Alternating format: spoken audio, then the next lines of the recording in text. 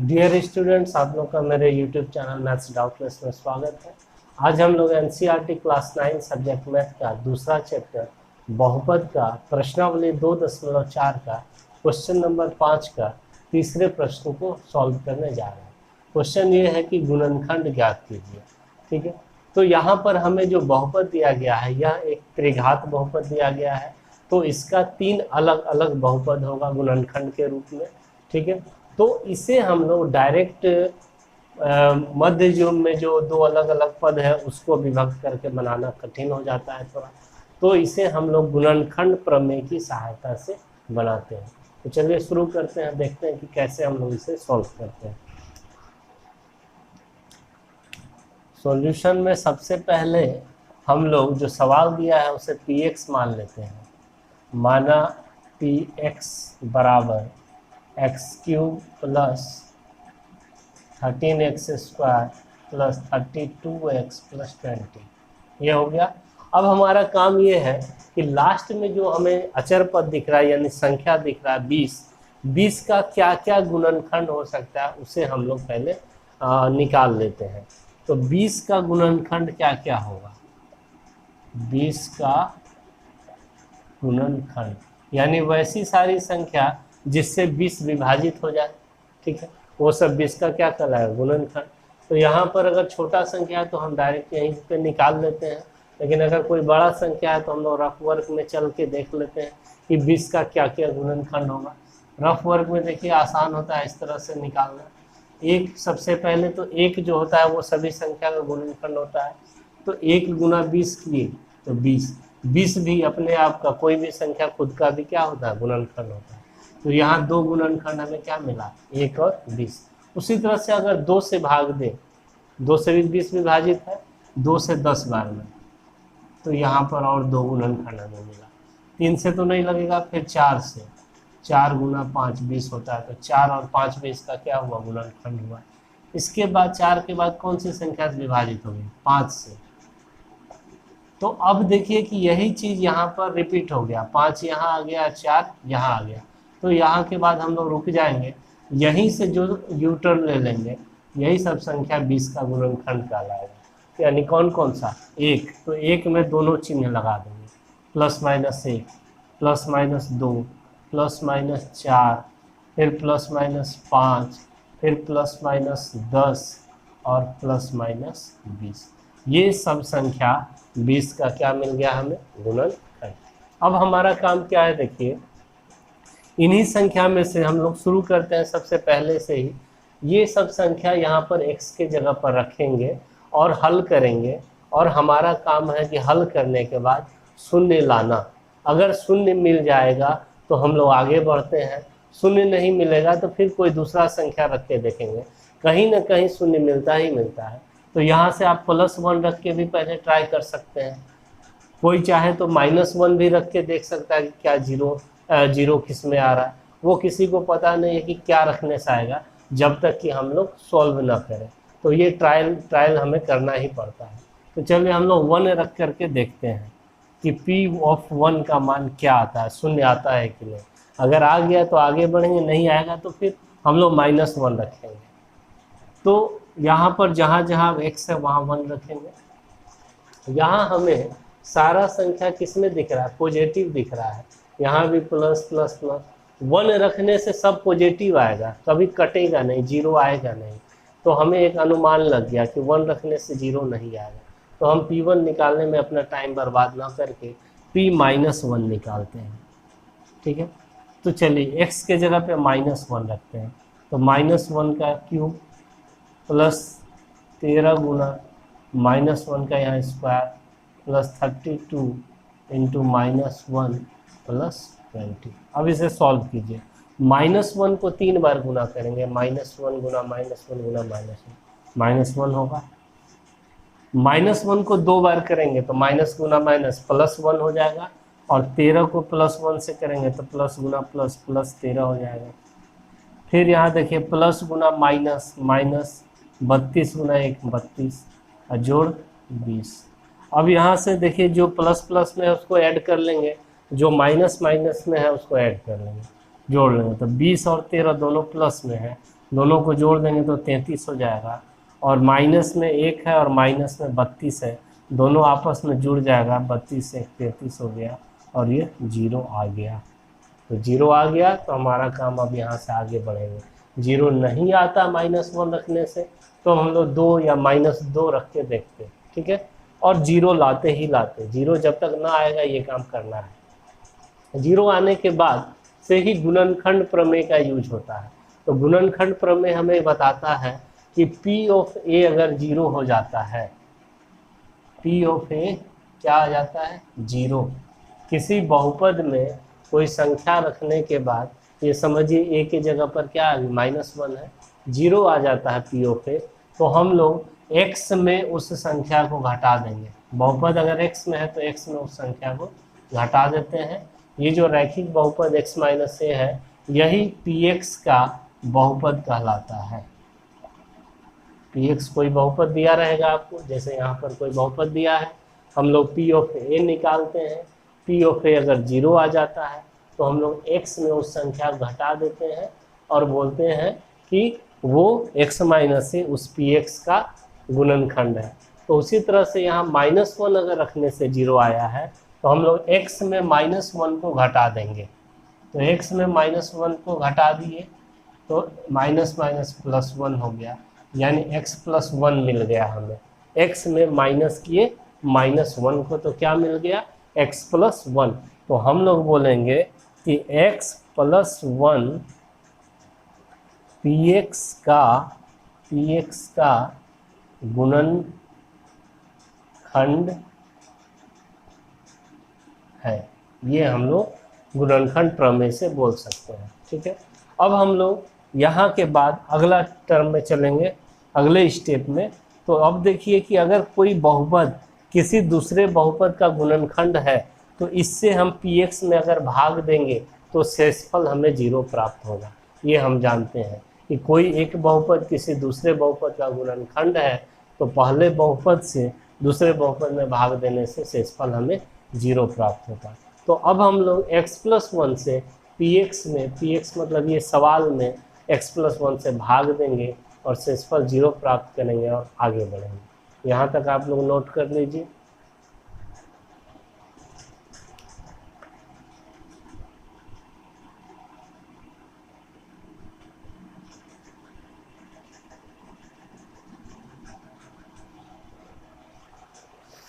तो अब हमारा काम है कि x + 1 से हमें भाग देना है x³ + 13x² + 32x + 20 में, इसमें भाग देना है, ठीक है।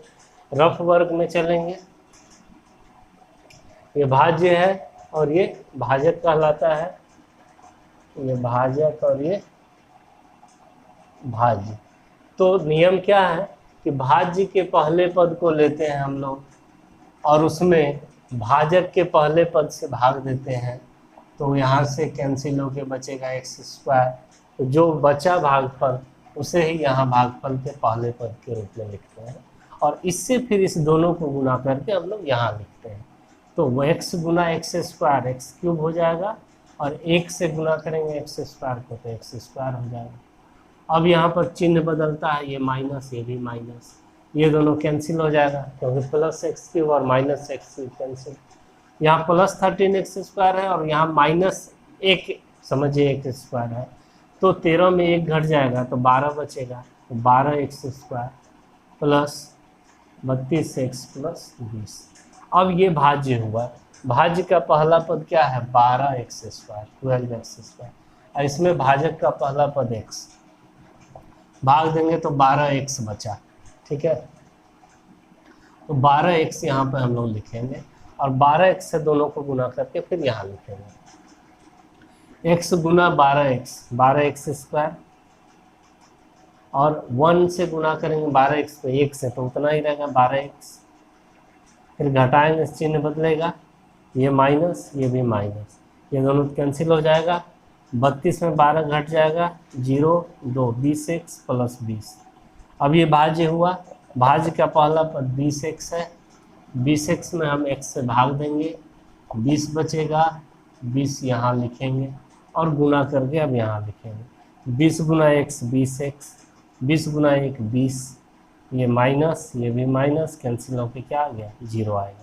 अगर x + 1 पे x का गुणनखंड है, हम लोग पहले निकाले थे, तो भाग दे करके शेषफल क्या आया 0 आया, आएगा ही आएगा 0, तो गुणनखंड से भाग देने पे 0 आता ही।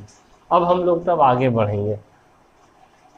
आगे अगला स्टेप क्या लिखेंगे देखिए, हम लोग जानते हैं कि भाज्य बराबर भाजक गुणे भागफल जोड़ शेषफल होता है, तो हम लोग लिख सकते हैं उस रूल से, ये भाज्य है तो भाज्य की जगह पर x³ जोड़ 13x² प्लस 32x प्लस 20, ये भाज्य है, क्योंकि ये रूल सबको पता है, हम लोग बहुत बचपन से सीखते आए कि भाज्य बराबर भाजक गुना भागफल जोड़ शेषफल होता है। लेकिन शेषफल 0 हो जाता है तो इसको नहीं लेके यही दोनों आता है। तो उसी तरह से ये हो गया भाज्य बराबर भाजक है x + 1 और भागफल है यहाँ x² प्लस 12x प्लस 20, ठीक है, ये लिख सकते हैं जोड़ शेषफल। तो शेषफल 0 है, उसे लिखने की जरूरत नहीं। तो इस रूल से देखिए हमें जो सवाल था उसका हमें दो गुणनखंड यहाँ पर प्राप्त हो गया, पहला गुणनखंड x + 1 और दूसरा गुणनखंड x² प्लस 12x प्लस 20। लेकिन अभी ये फाइनल आंसर नहीं है, अभी चूंकि ये एक द्विघात बहुपद है, इसका हम लोग और एक बार मध्य पद को विभक्त करके जो नियम है गुणनखंड करने का, उस नियम से इसका भी दो गुणनखंड कर लेंगे, क्योंकि द्विघात बहुपद है, दो इसका अलग अलग गुणनखंड मिलेगा। जब इसका भी गुणनखंड कर लेंगे दो, तब तीनों को एक साथ लिखेंगे, वो हमारा फाइनल आंसर होगा। इसे नोट कर लीजिए आप लोग।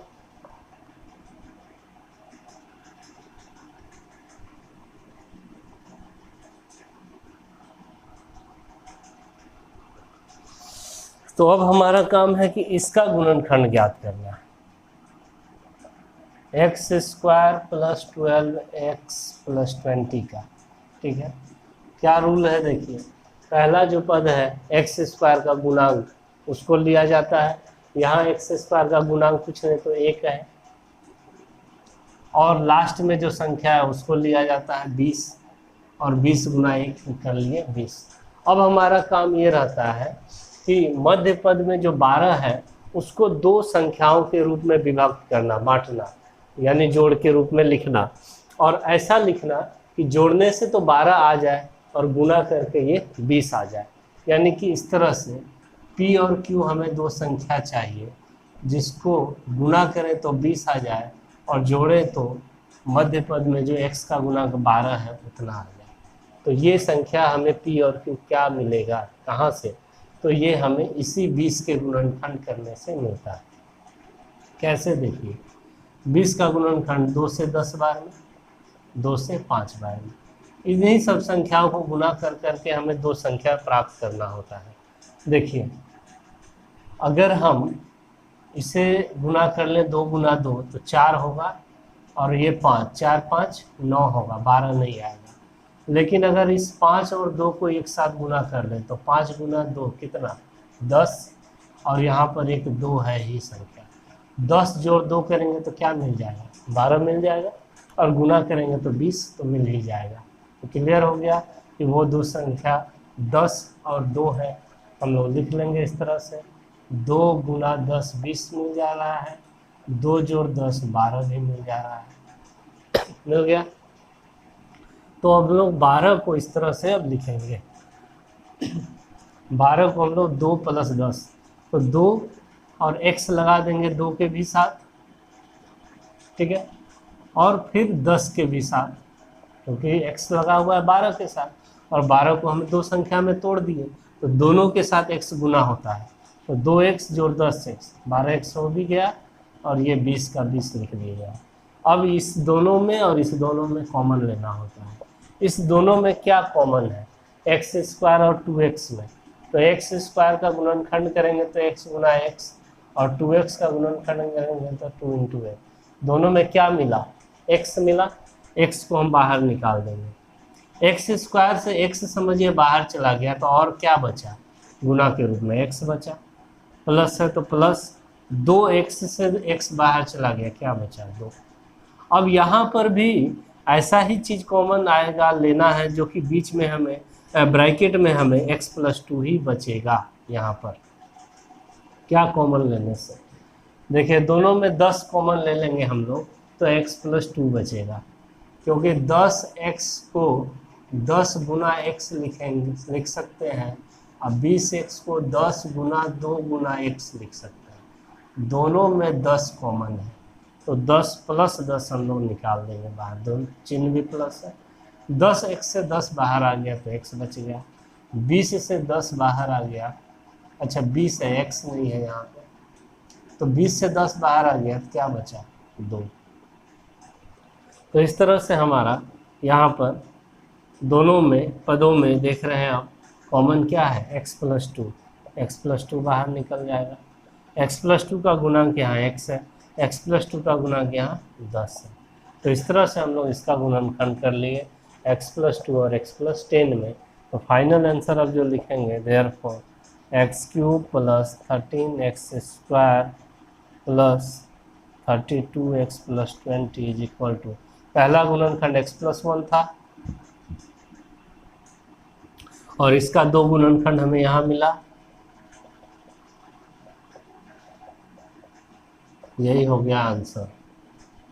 इस तरह से हम लोग ऐसे सवालों को बना सकते हैं। वीडियो पसंद आए तो लाइक, कमेंट एंड शेयर जरूर करें और चैनल को भी सब्सक्राइब कर लें।